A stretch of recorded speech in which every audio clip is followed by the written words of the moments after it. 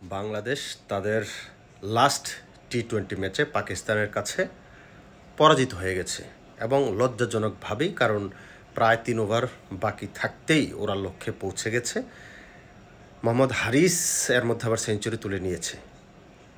অনেকেই জানতে চাচ্ছেন আসলে বাংলাদেশ কোথায় হেরেছে। এক কথায় যদি বলি কোথায় হেরেছে, বাংলাদেশ হেরেছে তাদের প্রসেসের কাছে। তারা প্লেয়ার তৈরি করতে পারে নাই। যখন সাকিব, তামিম, মুশফিক, রিয়াদ তারা ছিল, ওদের পরে ওদের অবস্থানে কোন কোন প্লেয়ার সেট করবে বিসিবির সেটা নিয়ে মাথা ব্যথা ছিল না, যার কারণে আসলে প্লেয়ার উঠে আসে নাই। আর এখন যেই দলটা খেলছে, প্রকৃতপক্ষে অভিজ্ঞতার কথা যদি আমি বলি, অভিজ্ঞতা একেবারেই নেই। তবে এদেরকে সময় দেওয়া উচিত।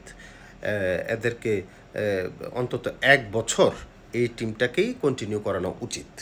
আমার দৃষ্টিতে হচ্ছে এটা। যদি আপনি ইন ফিউচারে ভালো রেজাল্ট আশা করেন, তাহলে আগামী 1 বছর এই টিমটাকে কন্টিনিউ করতে হবে। যেমন ওপেনিংয়ে আছে তানজিদ হাসান তামিম এবং পারভেজ হোসেন ইমন, সবচেয়ে ভালো ওপেনিং প্লেয়ার এখন বাংলাদেশের জন্য। ওদেরকে কন্টিনিউ করতে হবে। তারপরে আছে আপনার যারাই আছে, লিটন কুমার দাস, তৌহিদ হৃদয় কিংবা জাকির আলী অনিক, ওদেরকে কন্টিনিউ করাতে হবে। শামীম হোসেন পাটোয়ারি রান করতে পারতেছে না, ঠিক আছে, বাট ওদের চাইতে ভালো তো আর কেউ নাই এই মুহূর্তে আমাদের। যেহেতু আমাদের এই মুহূর্তে তাদের চাইতে বেটার অপশন নাই, সুতরাং তাদেরকেই আরও কিছুদিন কন্টিনিউ করতে হবে। সরি, তো কন্টিনিউ করলে আরও কিছুদিন, তাহলে বাংলাদেশ থেকে বেটার আপনি রেজাল্ট আশা করতে পারেন। এখন আসি যে আজকের ম্যাচটায় কোথায় হারলো বাংলাদেশ। দেখেন, যখন 10 ওভার 4 বল 110 রান বিনা উইকেটে, সেইখান থেকে 113 রানে 2 উইকেট নাই, এই যে 3 রানের ব্যবধানে 2 ওপেনার ফিরে গেছে, সেইটা একটা ধকল বাংলাদেশ দলে পড়েছে। যার কারণে যেই স্কোরটা হওয়ার কথা ছিল, এই পিচটা ছিল 220 থেকে 250 রানের একটা পিচ, ব্যাটিং পিচ, একেবারে প্রপার ব্যাটিং পিচ। এখানে মানে হিট করলেই ব্যাটে বলে হচ্ছিল। তো সেই জায়গায় বাংলাদেশ যে স্কোরটা করার কথা ছিল, সেই স্কোরটা করতে পারে নাই। পরবর্তীতে ওপেনাররা বিদায় নেওয়ার পরে লিটন কুমার দাস এবং তাওহিদ হৃদয়ের কাছ থেকে যেই আমরা ইনিংসটা আসলে দরকার ছিল, আশা করি সেটা না, আসলে দরকার ছিল যেটা, আশা তো করি ভালো, কিন্তু এটা তো সম্ভব না, ওরা ওই মানের প্লেয়ার না এখনও। তো যেটা দরকার ছিল ওইটা করতে আসলে ব্যর্থ লিটন কুমার দাস, তাওহিদ হৃদয়। শর্ট সিলেকশানে ওদের আরও কাজ করতে হবে।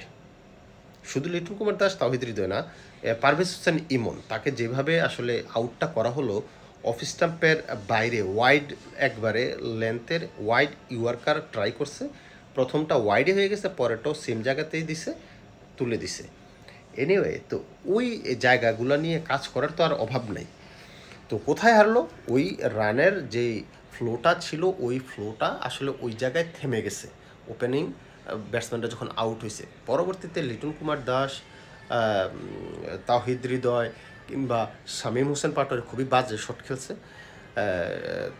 জাকির আলী অনেক কিছুটা রান করার ট্রাই করছে, কিন্তু ওই যে রানের একটা গ্যাপ পড়ে গেছে, ফ্লোতে আপনার যাইতে পারে নাই, ওইখানে রানটা আসলে আটকে গেছে। তারপরে একটা ছোট পার্টনারশিপ দেখলাম লিটন কুমার দাস আর তাহিদ হৃদয়ের 163 পর্যন্ত চলে গেল। সেইখান থেকে আবার 63, 70, 83 এর মধ্যে আবার 3-4টা উইকেট চলে গেল, যথেষ্ট গরম।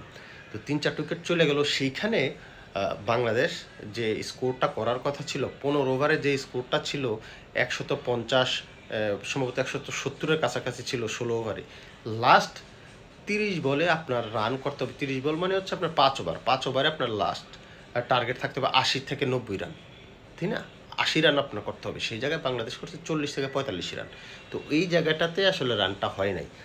আর রান যেহেতু আপনার 196, সেই জায়গাটায় বোলাররা যে ধরনের বোল করার কথা ছিল, লাইন এবং লেন্থ বজায় রেখে, সেটা করতে বাংলাদেশ ব্যর্থ হয়েছে।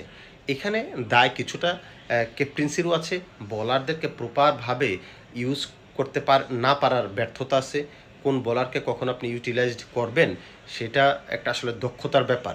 লিটন কুমার দাস এখনও সেই দক্ষ হয়ে ওঠে নাই, যার কারণে আমি দেখলাম যে বোলার ভালোভাবে যে হ্যান্ডেল করার ব্যাপারটা সেটা তার ভিতরে ছিল না।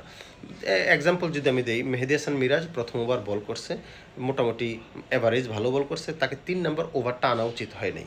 আপনি লেফট হ্যান্ড ব্যাটসম্যান থাকলেই যে আপনি রাইট হ্যান্ড আপনি অফ স্পিন নিয়ে আসবেন, এগুলো হচ্ছে আপনার মুখস্থ ক্যাপ্টেন্সি, এগুলো এখন চলে না।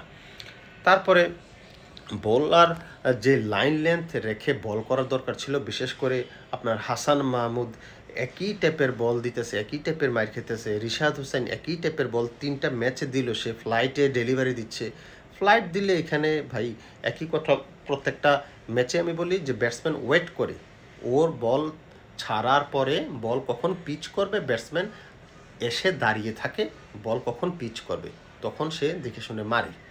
তো এটা কন্টিনিউ যদি হতে থাকে, এতটুকু জ্ঞান যদি আপনাদের না থাকে, তাহলে ইন্টারন্যাশনাল লেভেলে আপনারা কীভাবে সারভাইভ করবেন?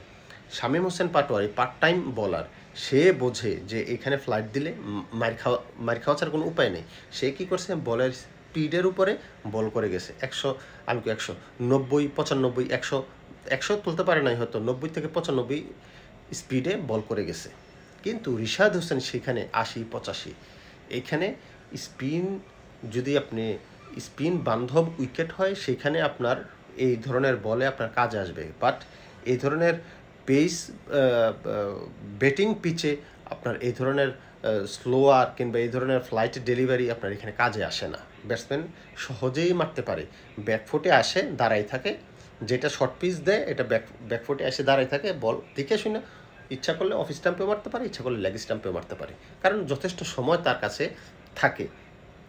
আর যেটা আপনার ফ্লাইট দেয় সেটা তো দেখে শুনে স্টেট ড্রাইভ করে 6 হয়ে যায়, লং অন লং অফ, যারা ভিজনে ভালো খেলতে পারে, রান করতে পারে। তো এই জায়গাটায় বাংলাদেশ দল যেভাবে অ্যাটাক করা দরকার ছিল বোলিং ডিপার্টমেন্টে, সেই জায়গায় বাংলাদেশ দল ভালো বল করতে পারে নাই, লাইন লেন্থ বজায় রেখে বল করতে পারে নাই। এবং শুরুতে যদি ব্রেক থ্রু দেওয়া যেত, ওই যে মিরাজের প্রথম উইকেটের পরে আর ব্রেক থ্রু দিতে পারে নাই, ব্রেক থ্রু যদি দিতে পারতো তাহলে আসলে রানটা এতটাই স্পিডে ওরা করতে পারে না। যেহেতু উইকেটও পড়ছে না, বোলিংয়েও লাইন লেন্থ কোনো ঠিক ঠিকানা নাই, মিস ফিল্ডিং তো আছেই, তো সব কিছু মিলিয়ে আসলে পাকিস্তান দলকে আমরা প্রেশার ক্রিয়েট করতে পারিনি। এই 196-97 রানের জন্য যে প্রেশারটা দরকার ছিল পাকিস্তানের উপরে, সেই প্রেশারটা আমরা দিতে পারি নাই, যার কারণে ওরা ম্যাচ একেবারেই ইজিলি জিতে গেছে। আর এটা নিয়ে যারা আপনার টার্নিং পয়েন্ট খোঁজেন, কোথায় হারলো, কেন হারলো, আসলে টার্নিং পয়েন্ট একটাই, আমরা প্লেয়ার তৈরি করতে পারি নাই, এটাই টার্নিং পয়েন্ট। আর আমরা এই দলটাকে যেন কি বলে চেঞ্জ না করি, যে আজকে জিতে নাই 3-4টা চেঞ্জ করে ফেলবো, দেশে আসলে বাদ দিয়ে দিব, এগুলো যেন না করি, এগুলো না করে এই দলটাকে আপনারা একটু সময় দেন, তারা ভালো করবে, খেলতে খেলতে তারা কিছুটা ভালো করবে, এরকম খারাপ পারফরমেন্স করবে না, তবে তাদেরকে সুযোগ দেওয়া উচিত। আর সমালোচনাটা একটু কম করেন, ফেসবুকে এসে যারা মোবাইলটা সামনে হাতে নিয়ে শুরু করে দেন, গালাগালি শুরু করে দেন, এগুলো একটু করেন না, না করে তাদের পাশে থাকেন। রান করতে পারে নাই, উইকেট পায় নাই, পাবে আস্তে আস্তে, কারণ তারা নতুন, তাদেরকে 1 বছর সময় দেন।